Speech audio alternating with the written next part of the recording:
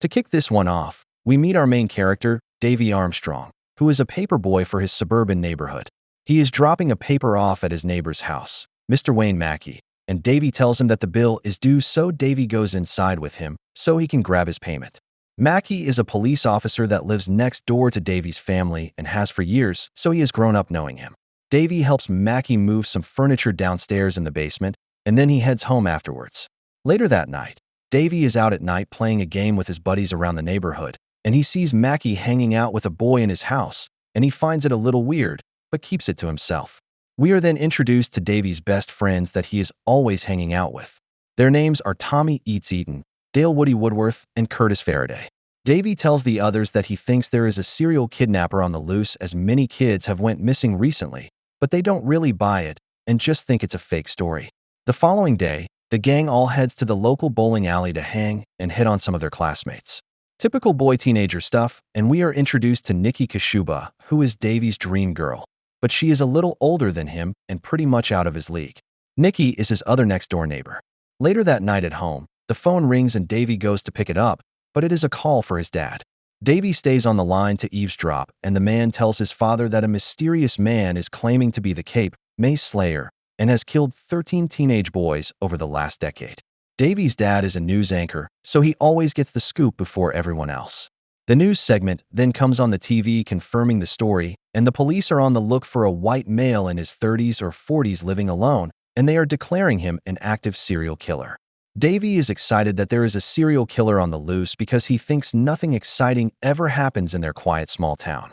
The others don't think it is real, and it is just some loser seeking attention in his mom's basement.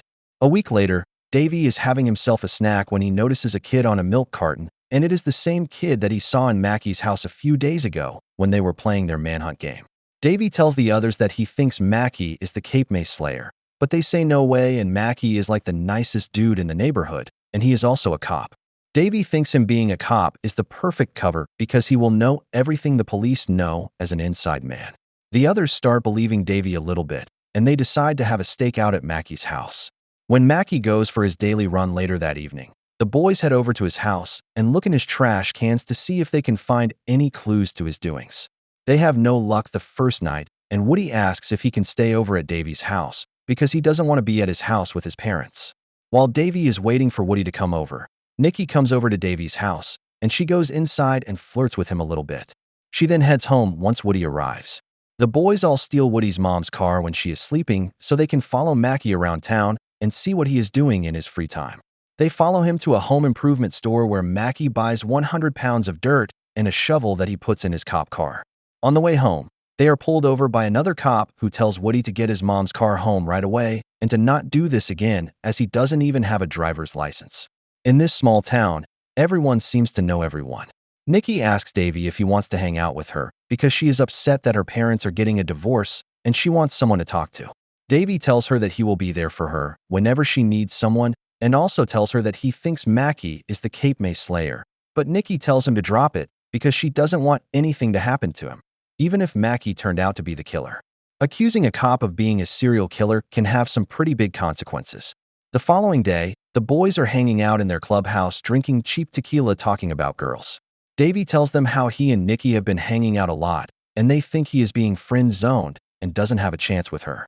Davey says whatever, and then convinces them to go over to his neighbor's house, who hasn't been home in over 2 weeks. Davey's parents said they were on vacation, but Davey is starting to think that Mackey may have killed them too. Once they get inside, they notice it smells like roadkill, and then run into Nikki as well, who says she is there taking care of their cats while the family was gone. Nikki tells Davey she told him to drop the conspiracy theories. After that, they go over to Mackey's house to spy on him at night to see if they can find him doing anything nefarious. They notice he is cleaning up very heavily with bleach cleaning supplies, and then out of nowhere, Mackey sees Davey through his window, causing Davey to run to his house. The next day, Mackey asks Davey what he was doing outside his window, and Davey just tells him they were playing manhunt, which is like a game of hide and seek at night. Mackey seems to buy it and tells him to keep enjoying his summer. Davey tells the others about a plan he has because he thinks he saw Mackey digging something up in his garden, and that is what he is using the 100 pounds of dirt for. Woody and Curtis are going to follow Mackey when he goes on his evening run with their walkie-talkies, and while they do that, Davey and Eats are going to dig up the yard and see if it really was a body that Mackey was burying. Woody and Curtis follow Mackey on his jog, and he goes to a storage unit, and Woody peeks inside, and he sees a car inside the storage unit. Mackey gets in the ugly green car and then drives off, but now Mackey is going to be back home earlier than usual as he is driving and not jogging. Davey doesn't find anything in the ground buried, but he does go into Mackey's shed, and he finds a t-shirt of one of their classmates that had gone missing, and it has blood on it. They are 99% sure Mackey is the Cape May Slayer at this point. Woody also tells them he saw a barrel of sodium hydroxide in there which can turn organic tissue into liquid. Davey and the others think they have all the evidence they need and tell Davey's parents about Mackey, but his dad tells them to drop it, and they are not going to accuse their neighbor of being a serial killer. His dad tells them they are going to go over to Mackey's house right now and apologize for everything. They go over there, and Davey apologizes to Mackey for thinking he was a serial killer, and Mackey tells them it is all right, and they were just looking for an adventure for the summer. Davey's dad then tells them all to go home, and that Davey is grounded for the rest of the summer. One night, Davey sneaks out of his house to go over to Nikki's to hang out and hopefully get to first base, as he just keeps striking out recently. She is feeling him, but he is too focused on Mackey to get the hints that she is giving. Mackey knocks on Davey's door the following day when he is the only one home, and he wants to clear the air with Davey. Davey asks him if he can call his nephew that he said was at his house last week just to verify it wasn't one of the missing kids, and Mackey tries calling someone, but he says no one is answering. This obviously doesn't make Davey feel any better that Mackey isn't the killer, but Mackey leaves. That evening, Davey's mom calls him into the living room to watch a news segment where there is an announcement that the Cape May killer has been caught, and the town is now safe. The arresting officer of the guy was Mackey, so Davey thinks there is something suspicious going on and that Mackey is trying to divert the attention off of himself. Davey is not giving up until he can prove Mackey is the killer, and his friends don't want any part of it, and they don't want to get in any more trouble. Davey begs them to help him with one last final try because Davey wants to sneak in Mackey's basement and see what is behind the padlocked door. If he doesn't find anything in there, Davey will drop it and never bring it up again. While Mackey and Davey's parents are all at a town festival, Curtis will be at the festival following Mackey to make sure he doesn't head home and catch Davey. Davey and Woody will sneak in the house and pick the lock to find out what is behind the door. Right as they are about to go inside, Nikki shows up as well, and she wants in on the job. Eats will be posted up down the street to look for any other cops that drive by as well. They get in the basement, and Woody is actually videotaping the whole encounter just in case they do find anything juicy. Outside, Curtis has made his back to the neighborhood from the festival because he thinks Mackey has been cleared of the killer. Curtis doesn't think Mackey is the killer because he was buying all that dirt for the festival garden and not burying bodies as Davey thought.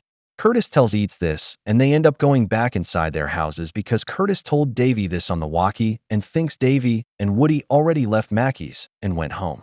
They don't know that Davey, Woody, and Nikki are still inside Mackey's house.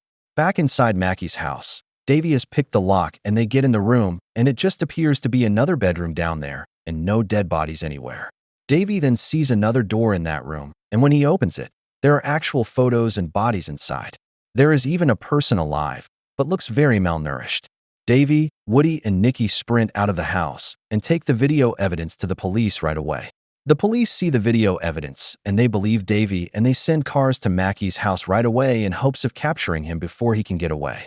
Davey gets home that night and is watching it all unfold across the street as the cops clean out the house, but there is still no sign of Mackey anywhere to be found.